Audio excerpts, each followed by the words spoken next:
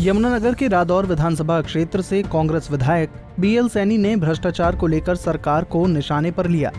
उन्होंने कहा कि हरियाणा में बीजेपी जजपा की सरकार में करप्शन चरम सीमा पर है। नो खर्ची नो पर्ची की बात करने वाली सरकार में बैठे लोग ही पहले घोटालों को उजागर करते हैं और फिर यही लोग इन घोटालों को दबाने का कार्य करते हैं। मांग करते हुए कहा कि इन सारे घोटालों की किसी सिटिंग जज से जांच कराई जानी चाहिए। जो मौजूदा सरकार है भारतीय जनता पार्टी और जेजेपी की, इसके अंदर जो करप्शन के जो हैं, जो घोटाले जो हो रहे हैं, वो घोटाले उजागर भी हो जाते हैं।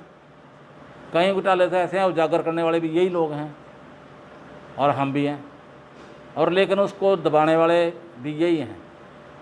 जैसे कि पहले धान का घोटाला हुआ, उसके बाद फिर इस महामारी के दौरान शराब का घोटाला हुआ और अब चावलों का घोटाला हुआ। इस प्रकार के बहुत से घोटाले हैं। और इससे भी बड़ा जो घोटाला मैं आपको बताऊं, जो ओवरलोडिंग का है, ये भी एक घोटाला है बहुत बड़ा, जिसमें कि अभी ये सारे घोटाले जो हैं, इसके लिए सरकार कोई SIT गठित करता है और कोई SET गठित करता है। और जब इनसे बातचीत होती है तो ये कहते हैं जी जब रिपोर्ट आएगी वो सबके सामने आ जाएगी। फिर रिपोर्ट में क्या होता है, कहता हम तो इस रिपोर्ट को मानते ही नहीं, चाहे वो डिप्टी चीफ मिनिस्टर साहब हैं और चाहे मुख्यमंत्री साहब हैं। विधायक बीएल सैनी यहीं नहीं रुके। उन्होंने आगे कहा कि नगर निगम में भ्रष्टाचार का बोलबाला है। कभी किसी कार्य के लिए टेंडर दिए जाते हैं और टेंडर अलॉट होने के बाद फिर उसे रीएस्टिमेट बनाकर लाखों रुपए बढ़ा दिए जाते हैं। सत्ता पक्ष में बैठे लोग निगम में DC रेट और कॉन्ट्रैक्ट बेस पर अपने रिश्तेदारों को ही भर्ती कर रहे हैं।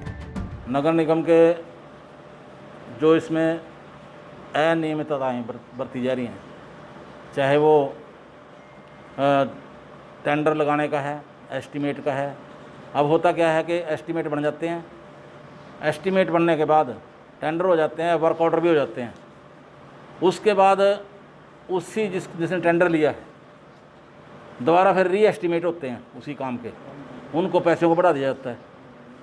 जबकि जब टेंडर हो गया, एस्टीमेट बन गया, उसके बाद ऐसा नहीं होना चाहिए कि दोबारा रीएस्टीमेट बने और उस अमाउंट को लाखों में बढ़ा दें।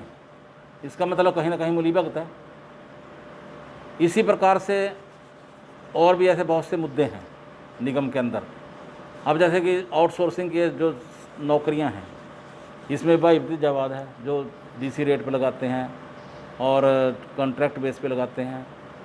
जो वहाँ पर लगे हुए हैं उन्हीं के बाइब्दी को ले लेते हैं। कोई SC है उसके बेटे को ले लिया, कोई मेयर है उसके भांजे को ले लिया, कोई दूसरा कोई सुपरटेंडेंट है उसके बेटे को ले लिया। इस प्रकार से जो काबिल लोग हैं वो वंचित रह जाते हैं।